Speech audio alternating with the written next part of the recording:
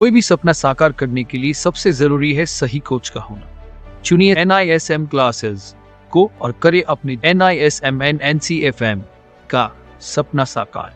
Download the app now. Hello student, welcome back to our channel. So आज के video में हम देखने वाले हैं कि आप PMS जो सीरीज नंबर 21 होता है उसकी एग्ज़ाम की बुकिंग कैसे कर सकते हो।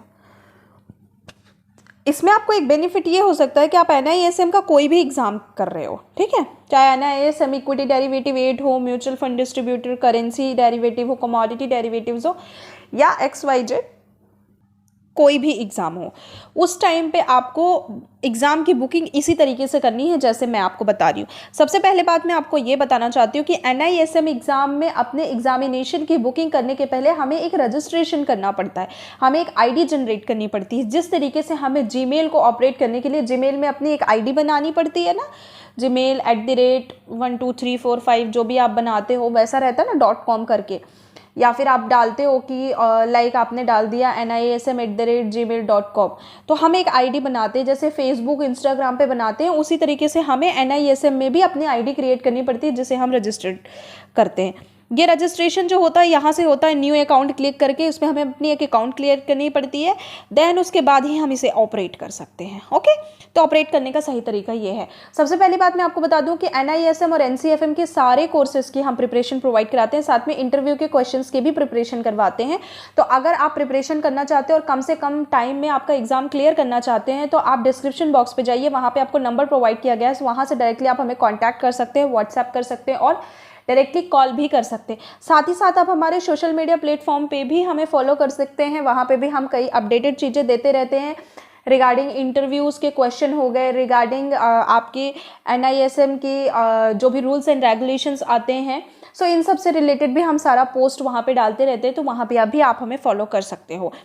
NISM जो है वो अगर आप स्टॉक मार्केट पे काम करना चाहते हो तो विदाउट NISM आप काम नहीं कर सकते हो, ये आपको भी पता है।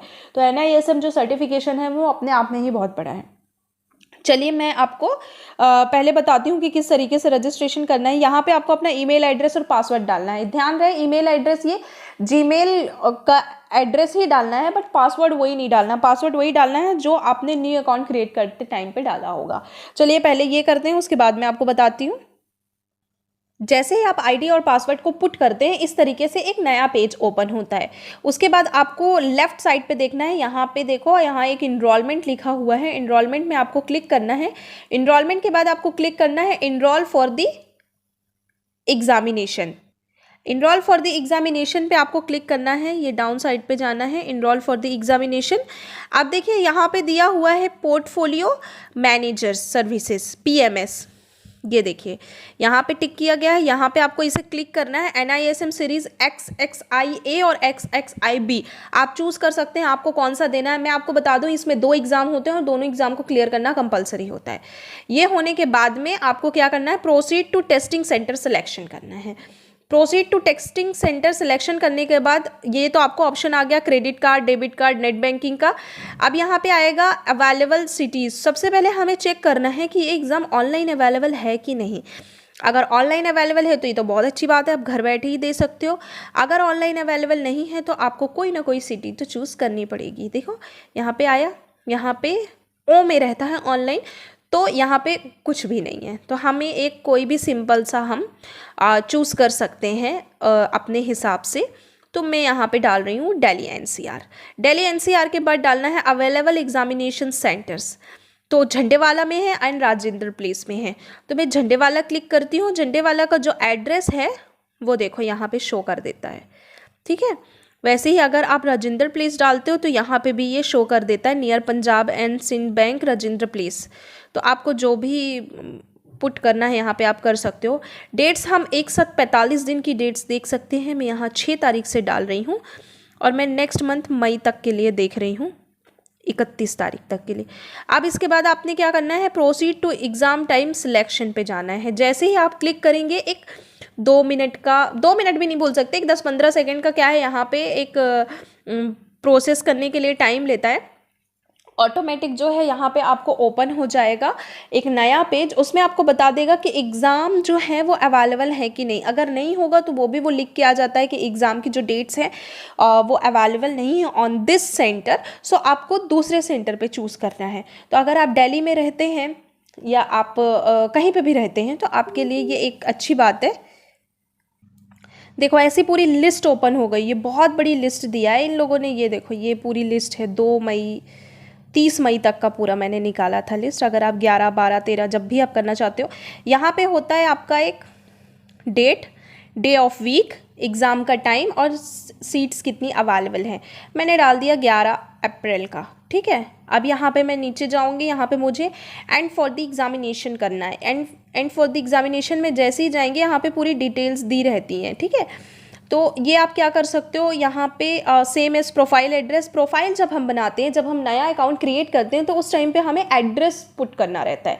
तो जब हम एड्रेस पुट करते हैं ना, तो दैट टाइम हमें क्या करना चाहिए कि एड्रेस डालते हैं तो यहाँ पे पूछ रहा है अभी जिस एड्रेस में आप रहते हो वो सेम ही होगा आपका, तो आप यहाँ पे सेम पे क्लिक कर देंगे, ठीक है। और अगर नहीं होता है तो आपको हटा देना है, ओके। तो या नहीं होता तो यहाँ पे पूरा पुट करना पड़ेगा आपको। इस तरीके से आपने किया और उसके बाद आप यहाँ पे आते हो नीचे और ये क्लिक करते हो I acknowledge that I have read and agreed terms and condition. 1500 रुपये फ़ीस है, 2 घंटे का एग्ज़ाम होता है। मैं आपको बता दूं यहाँ पे CGST और SGST इसमें कुछ भी नहीं लग रहा है। और बुक अ सीट पे हमें क्लिक करना है। एक नोटिफिकेशन आता है कि आर यू श्योर, सो यहाँ पे क्लिक करना है। आपको वेट करते रहना है। वेट करने के बाद एक नया पेज ओपन होता है जो कि हम नेट बैंकिंग, वॉलेट, EMI और UPI में भी कर सकते हैं। तो अगर आपको UPI में करना है तो UPI में आप कुछ भी चूज़ कर सकते हो। देन उसके बाद आपको कुछ पे भी, भीम हो गया, अमेजॉन हो गया, पेटीएम, सब पे क्लिक करने के बाद एक वेरीफाई करना है। वेरीफाई होने के बाद ऑटोमेटिक पेमेंट यहाँ पे हो जाता है। तो ये इतना सिंपल सा तरीका है। जैसे आप इसको बुकिंग करते हो ऑटोमेटिक आपके डैशबोर्ड पे वो दिखने लगता है माई इनरोलमेंट्स में, और फिर आपको मेल भी आ जाता है और आपका साथ ही साथ आप वहाँ से आपका जो एडमिट कार्ड है उसको आप डाउनलोड कर सकते हो। एडमिट कार्ड कैसे डाउनलोड करना है और किस तरीके से करना है वो मैं आपको नेक्स्ट वीडियो में बताती हूँ। इस वीडियो से रिलेटेड आपको कोई भी इशू आया है तो आप मुझे कमेंट सेक्शन पे कमेंट्स कीजिए और साथ ही साथ आप हमें सोशल मीडिया प्लेटफॉर्म पे भी फॉलो कर सकते हैं। और क्लासेस रिगार्डिंग इन्फॉर्मेशन चाहिए तो डिस्क्रिप्शन बॉक्स पे चलिए अब मिलते हैं नेक्स्ट वीडियो में। तब तक के लिए take care of your health and your family. Jai Hind and